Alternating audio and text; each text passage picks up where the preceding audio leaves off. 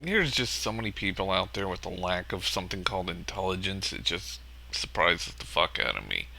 And mainly all the Nintendo, I guess, haters out there are, how can I put this?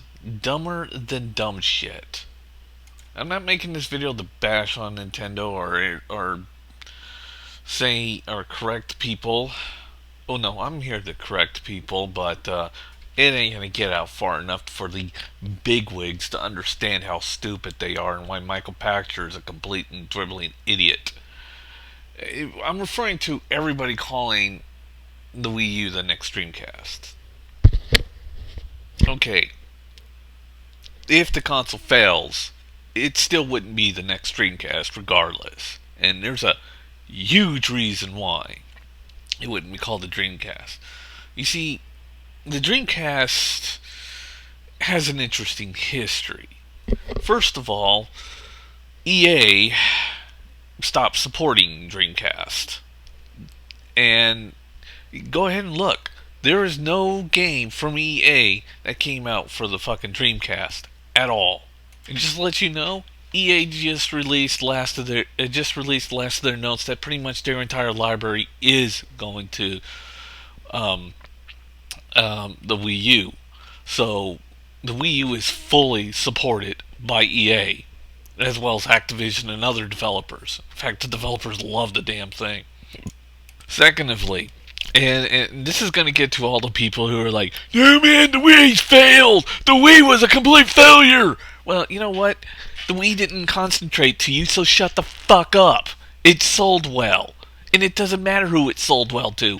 It's a gaming console that sold extremely well. And if you say, oh, because it doesn't have hardcore games, and you're just going to ignore the sales, well, go out and live in your fucking reindeer wonderland because you're a fucking idiot. But here's the thing. The Dreamcast followed something called the Saturn, the Sega Saturn, which was a colossal failure. And not only that, when they were selling the Saturn, they were still selling. Hell, when they were started selling the Dreamcast, they were still selling Genesis. I'm not joking. They had three models of the Sega Genesis, and of course, the only console that now has three models is PlayStation 3, which why I don't understand Sony doing what they did with the PlayStation 3, because why are you following this, Sony? And you're following it with such a bad console. Yeah, the Wii U sales are down now. I mean, no, not the Wii U. I meant the Wii sales are down, and Xbox and somewhat PlayStation is up there. But it still doesn't help with the simple fact that Sony is in massive debt, and according to their last report, they were really bad, really really bad, like $300 billion in debt. It started, and of course, it started with their PlayStation 3, but now it's their entire electronics department has completely and utterly failed. But anyways, the Dreamcast followed the Sega Saturn, and the Sega Saturn was a monumental failure, and it was a huge, huge failure. It didn't even stay in market for very much long, and of course, then they went to Dreamcast, and EA dropped Sega after that. It was that right there and then that it failed. The company failed and went all software. And of course, today, Sega is enjoying the wonderful world of bankruptcy and complete utter failure. I'm serious. Sega's looking so bad that they may end up having to sell their IPs to other companies and just foreclose Sega altogether. I mean, we're talking the end of Sega outright. And of course, the whole Bayonetta 2 being on the Wii U reason, because Sega had to drop Bayonetta 2, and then Nintendo came up and said, we'll help publish this title if you publish it for the Wii U, and everybody is all screaming foul on Nintendo, and then saying some of the most idiotic and ridiculous shit, and giving death threats and saying that Nintendo's destroying gaming. You know, because Nintendo saved a gaming franchise from dying, so obviously you want to go out and it's like when the captain goes out and saves a little girl, and then the admiral goes out and says, "Shoot the captain before he saves more lives." Come on, who's with me? It doesn't make a lot of fucking sense, does it? Here's some truths, and this is what it means to actually do something like think before you speak. It's an amazing concept. Okay, if the Wii U fails, it would be more around what would be, I guess, like the 2600, the Atari 2600, or maybe even the 5600. Because the 5600, the Atari 5600, followed a successful console. Because the Wii was successful.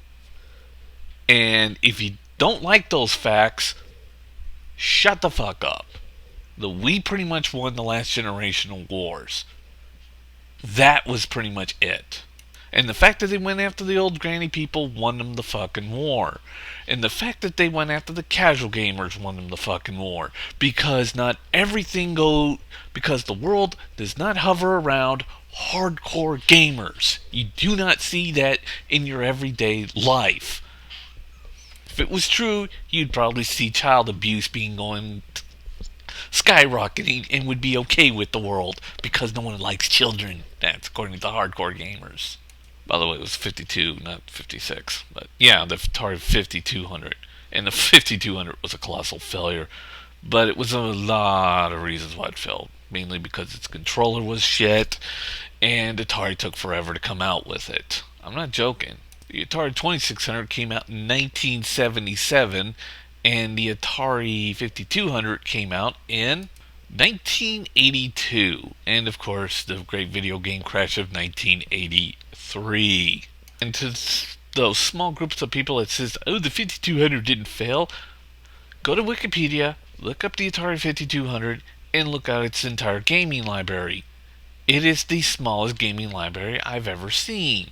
Well, there are maybe shorter, but that is a pretty fucking short list. So if the 5200 wasn't such a failure, it would have such a much more robust library and wouldn't stop all of a sudden. Yeah, basically, the gaming libraries, all the game publishings, stopped at 1984. So the Atari 5200 came out in 1982 and stopped in 1980, and the games stopped being published at 1984. That's pretty fucking bad. And of course, the 5200 was not backwards compatible with the 2600. Of course, when the 7800 finally came out in 1992, the damage was already done, and there was just no recovery. Of course, Atari did later came out with the Atari Jaguar, but the thing you should also know is that Atari back then with the 52 and all the way up to the 7800 was a different company than the Atari that came up with the Jaguar. It bought a whole new management service. But they were just trying to save an already crippled company that was already in the red and shouldn't have come out with another gaming console, but did it anyways, and well, Atari's gone. It's just no more. The Atari that you know today is now owned by a completely different company, and it's mainly a French company now. You can look it up. It's InfoSeek or something that owns them now. Info Games. I mean, it used to be Hasbro, but now it's just Info Games. So even if the Wii U fails, it's nowhere near to what the failure of what Dreamcast is. It is nowhere near to become the next Dreamcast because that's an impossible sediment in every fucking terms. Because the Dreamcast and the Wii U have two completely different histories, and the Wii U, hell, fucking EA even dropped out from making games for them.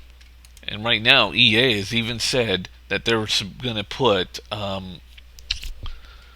Need for Speed Most Wanted on the Wii U. Yeah, EA's dropping their support right there. Next Dreamcast. That pretty much proves it right there. Dumbasses. And just for the record, if any of you were around during the launch of PS3, EA had considered almost dropping all support for the PS3.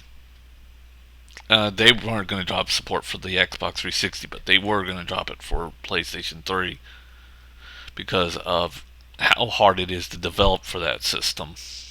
But in the end, they decided not to. By the way, if you want to know, the person who tried to convince me the 5200 was not really a failure, go talk to Monsieur Samuel the Tech Geek. Just saying.